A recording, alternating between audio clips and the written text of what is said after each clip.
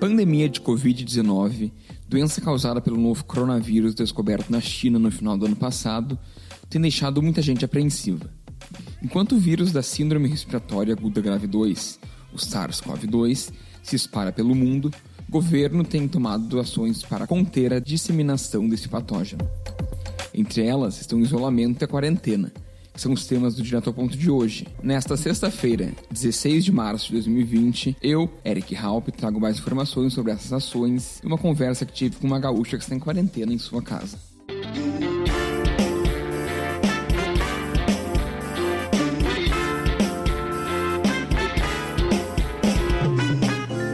O Ministério da Saúde regulamentou na última semana os critérios de isolamento e quarentena que deverão ser aplicados pelas autoridades de saúde local para pacientes com suspeita ou confirmação de infecção por coronavírus no Brasil. A medida faz parte das ações para enfrentamento de emergência em saúde pública de importância nacional, cujo objetivo é evitar a dispersão do vírus pelo país. As medidas fazem parte das ações para enfrentamento de emergência em saúde pública de importância internacional, cujo objetivo é evitar a dispersão do vírus pelo país. Para o isolamento, as medidas de precaução visam conter e separar pessoas que forem classificadas como caso suspeito, confirmado, provável, portador sem sintoma e contactante de casos confirmados. Nessa situação, o isolamento deverá ser em ambiente domiciliar, podendo ser feito em hospitais públicos ou privados conforme recomendação médica, por um prazo máximo de 14 dias, mas ele pode ser estendido por até igual período dependendo do resultado do exame laboratorial. Já a quarentena é a restrição de atividades ou a separação de pessoas suspeitas de contaminação daquelas que não estejam doentes e poderá durar até 40 dias, podendo se estender pelo tempo necessário para reduzir a transmissão comunitária e garantir a manutenção dos serviços de saúde no território.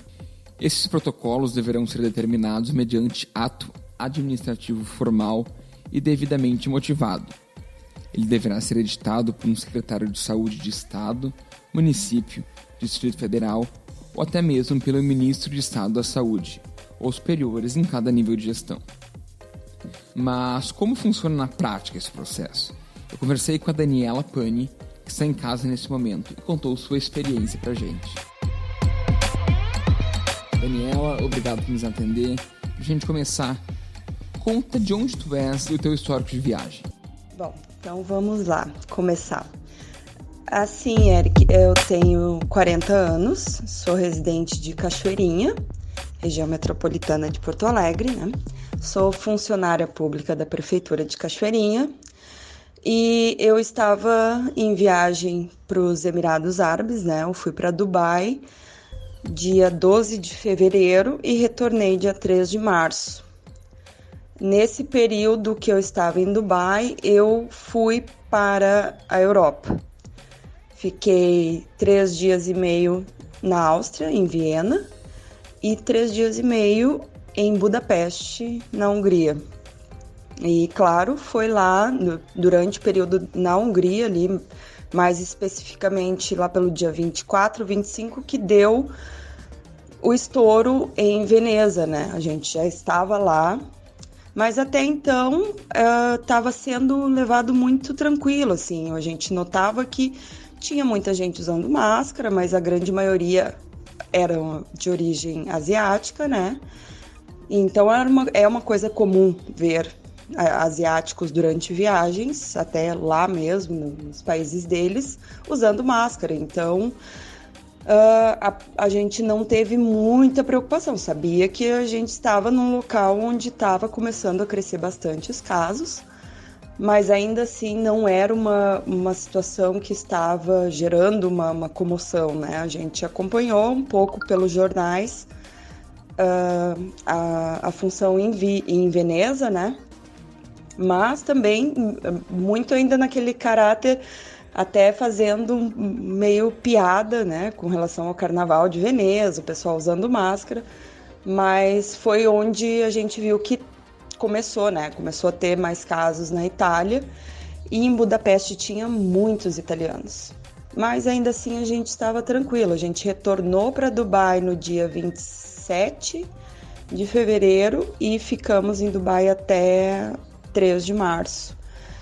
que foi quando a gente retornou, e aí no voo, sim, a gente sentiu que a coisa estava um pouco mais pesada, né? Muita gente usando máscara, muita gente preocupada, assim, a gente via que a situação não estava mais confortável, né? No aeroporto de Dubai, muita gente usando máscara. Quando chegamos em São Paulo, muita gente usando máscara do pessoal do aeroporto, né?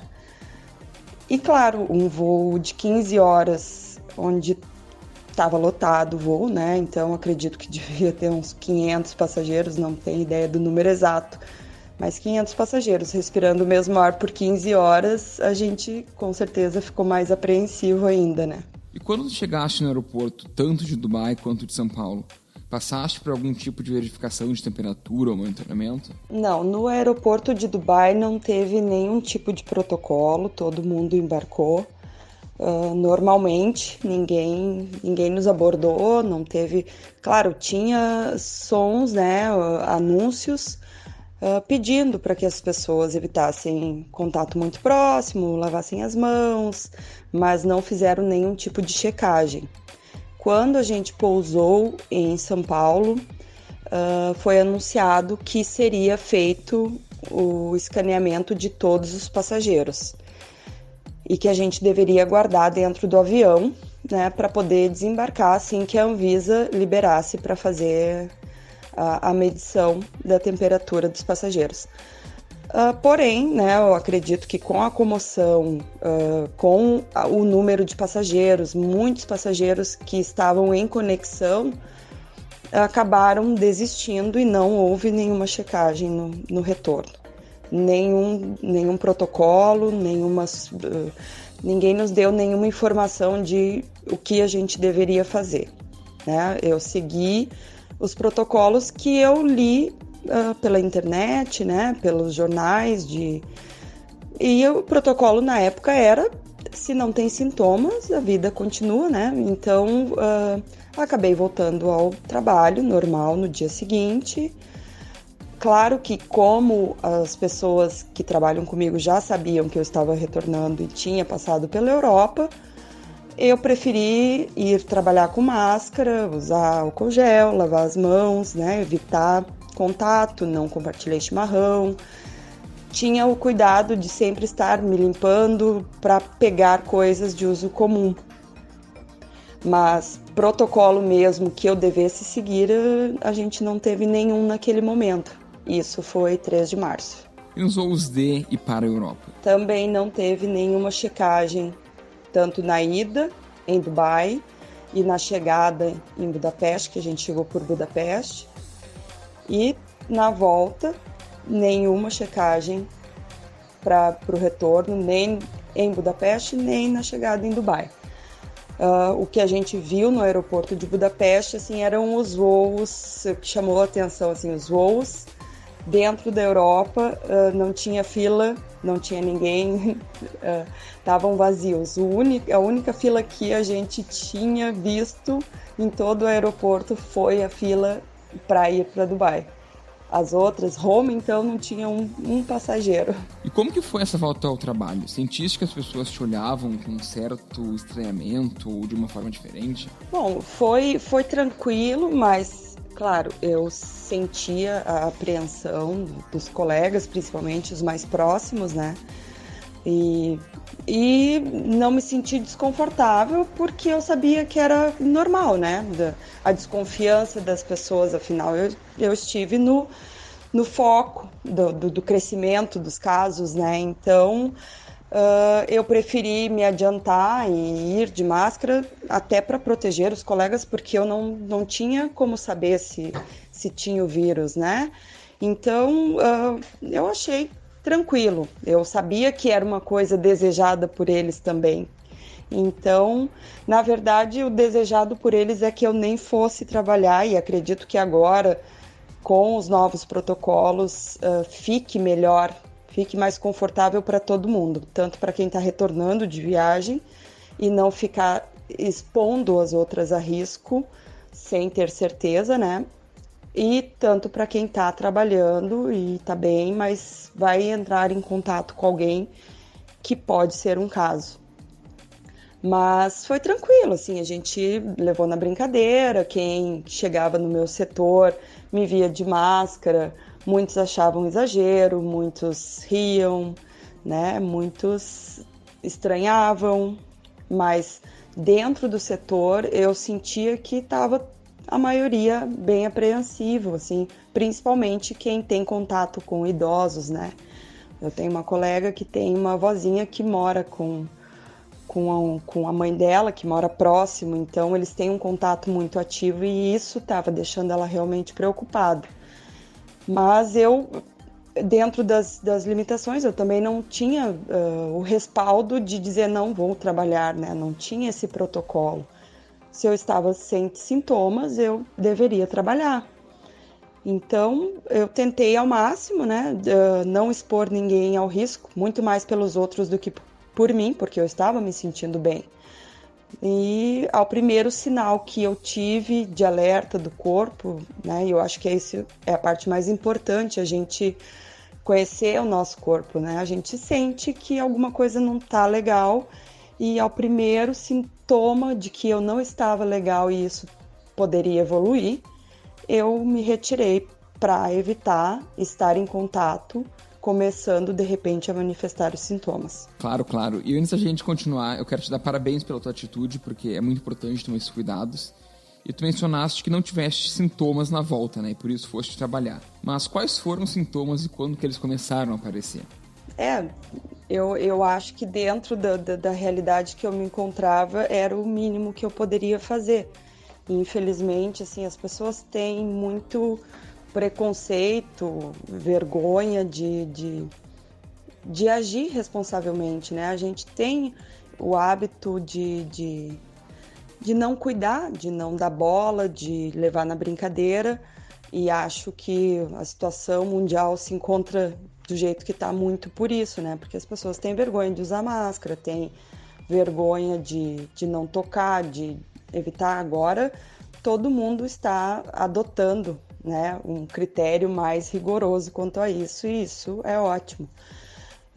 Os sintomas, na verdade, assim, na terça passada, eu fui dormir assim, me sentindo meio gripandinho, sabe? Aquela coisa de o corpo meio doloridinho, meio nada muito alarmante, né? Tomei o meu medicamento de praxe, assim, eu sempre tomo Trimedal, que é um antigripal, e dormi normal. Acordei um pouco de dor de cabeça, mas uma dor de fundo de olho que para mim, né, é para mim o primeiro sintoma forte de que eu estou gripando mesmo, né? Quando eu sinto aquele incômodo, aquela dor no fundo do olho, é esquisito, talvez ninguém sinta isso, mas para mim é muito característico de que eu estou ficando gripada. Então, quando eu senti a dor no olho, eu já avisei a minha chefia, conversei com a minha irmã, que é médica, e aí ela falou, não, então tá, realmente é melhor sai, né? Então, eu não cheguei a apresentar um sintoma realmente forte que me caracterizasse, né? Eu preferi sair antes. Uhum. E quando resolveste procurar ajuda, como foi isso? A partir da quarta-feira já entrei em contato com a Vigilância do Estado. A Vigilância do Estado me indicou entrar em contato com a Vigilância do município e foi bem rápido, foi bem tranquilo. Eu entrei em contato com a Vigilância do município, eles já me informaram que viriam em casa coletar, que não era mais para eu sair de casa a partir daquele momento, e eles ligariam para marcar a coleta em casa e já me trazer os kits de proteção, né? Porque não era para eu sair de casa nem para comprar álcool gel, nem máscara, e eu obedeci. Na quinta de manhã, eles estiveram aqui, coletaram o material com aquele testezinho desagradável que enfia o caninho no nariz, passa o cotonete na garganta, me deixaram um kit de 30 máscaras, né, que elas fizeram uma contagem dos 7 dias. Então, na quinta eu me senti febril, né, uma febre bem leve. um pouco de tosse, mas que eu não considero muito porque eu sou tabagista, então eu acabo tendo tosse. Não era uma tosse seca, né? Era bem tosse característica de tabagista. Então, mas a febre leve, por mais que fosse leve, não é comum. Então, muita dor de cabeça, um cansaço, não muito forte também, aquela dor no corpo também não muito forte. Então, eu não cheguei a ter sintomas fortes, né? O que me levou mais a tomar a decisão foi sentir que eu estava ficando doente. Eu tinha, né, a consciência de que eu tinha me exposto ao risco, então saí de cena, né? Saí do setor, informei a chefia e fiquei em casa. Então, vamos falar sobre esse protocolo. Como é que ele funciona? Ela funciona de 3 formas. Os 14 dias são para quem tiver o corona positivo, né? Aí a quarentena dura 14 dias.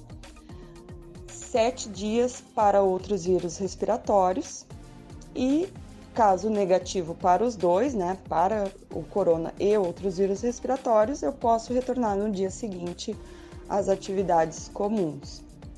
Né, trabalhar, sair de casa, né, eu estaria liberada da quarentena. E aí a vigilância me explicou, né, o porquê dos 7 dias caso o corona dê negativo. Porque, infelizmente, né, a comoção que se gerou a partir da minha retirada e claro que todos acabaram sabendo que eu tinha saído para fazer o teste, né, para tirar essa dúvida, né, para a gente poder trabalhar tranquilo ou eu parar de expor as pessoas ao risco, né?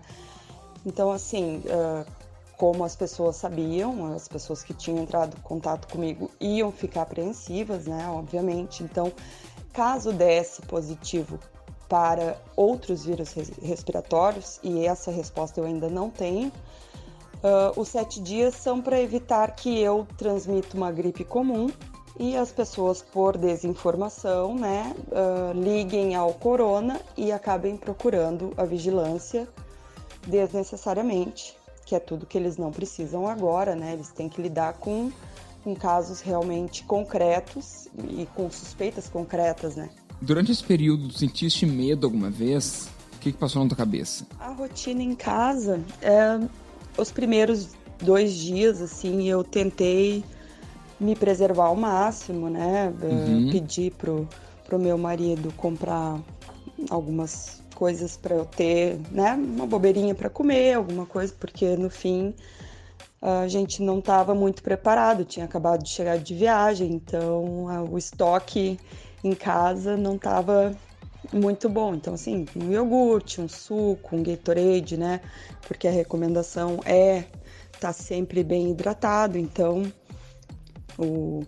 eu achei importante ter uns Gatorades, principalmente, que eu gosto muito, né? Que tem mais que só líquido, né? Tem os sais minerais, tomando polivitamínico, né? Tomando remédios, conforme a vigilância tinha me informado que não teria problema eu tomar antigripal ou um anti-inflamatório para ajudar a recuperação da garganta. Mas os 2 primeiros dias eu realmente fiquei de molho. Depois a gente acaba cansando, né? Começa a achar o que fazer em casa. Mas é tranquilo, a recomendação realmente foi de não receber visitas. Caso fosse inevitável receber alguma visita, utilizar as máscaras que elas deixaram já para mim, né? Evitar o contato direto, né? Óbvio. Mas o máximo possível ficar realmente fora do contato com as pessoas. O meu marido viajou comigo, não apresentou sintomas, então ele deveria ficar só em observação até sair o meu resultado. A minha filha não viajou, mas também não teve um contato direto, mas ainda assim também ficou em observação, né? E até o momento nenhum dos dois apresentou sintomas, né? Mas a recomendação realmente era não não entrar em contato com ninguém e, claro, não sair de casa. É muito claro, né? Ele deixa claro essa parte da responsabilização caso eu me descumprisse, né, o isolamento. Então, fiquei em casa, não saí de casa, não recebi visitas, somente o marido e a filha, né, que moram aqui, né? Então não teria como retirar da minha convivência, mas realmente ficaram os dois monitorando. Pra gente fechar a nossa conversa, se tu pudesse dar uma dica para as pessoas que terão que passar pelo mesmo, qual seria a tua indicação? Bom, a dica principal, eu acho que com tudo isso, tudo que eu vivenciei, né, e aí a gente procura se informar melhor, procura entender melhor o que está acontecendo, né, eu acho que o principal é a gente não menosprezar o que está acontecendo, né, porque a gente, como um povo otimista, um povo brincalhão, a gente tem a tendência de diminuir a gravidade das coisas, né? Então, assim, se não for por ti, que seja pelo teu próximo, né? Que tu, mesmo que tu ache que seja um exagero, que é apenas mais uma gripe, que a gente vai, com o tempo, aprender a conviver, como foi H1N1, mas essa atitude te coloca em risco e coloca os outros em risco. Então, o mais importante, eu acho que é essa parte de tu se colocar no lugar do teu próximo e saber que tu pode ajudar a propagar ou ajudar a prevenir, né? Então, porque a gente tem hábitos muito complicados numa situação como essa, né?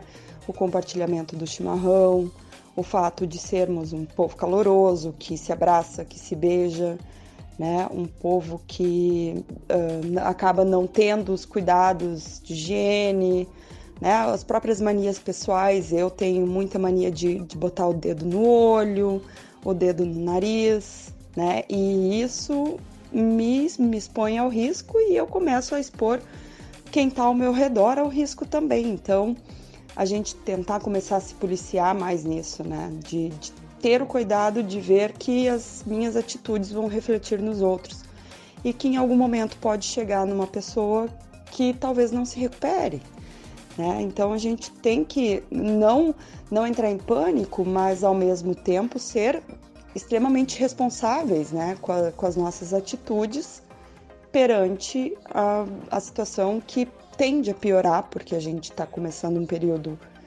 que vai esfriar e o vírus vai se fortalecer com isso. Então, se a gente começar agora realmente a levar bem a sério, que eu acredito que já está sendo tomadas as atitudes mais sérias, mais drásticas, né? As pessoas que estão chegando não estão indo trabalhar, né? Estão ficando já em casa. As pessoas estão começando a realmente utilizar o álcool gel, lavar melhor as mãos, evitando o compartilhamento de chimarrão, né? Então, eu acho que esse é o principal, né? Não entrar em pânico e não disseminar, porque eu sofri com isso, né? A disseminação de informações totalmente erradas, totalmente fantasiosas, cada um contava uma coisa. E agora, retornando para o trabalho, eu vou ter que lidar com essa situação de que toda a prefeitura vai estar, né, ainda com receio com relação a mim. Enquanto a gente conversava, a Daniela recebeu uma ligação da vigilância sanitária informando do resultado dos exames. Ela testou negativo para o novo coronavírus, mas, como tinha nos apontado, ainda vai permanecer em casa. Eu sou Eric Halpe e por hoje me despeço de vocês com Direto ao Ponto. Mas no site do Correio do Povo a informação não para. Tchau e até a próxima.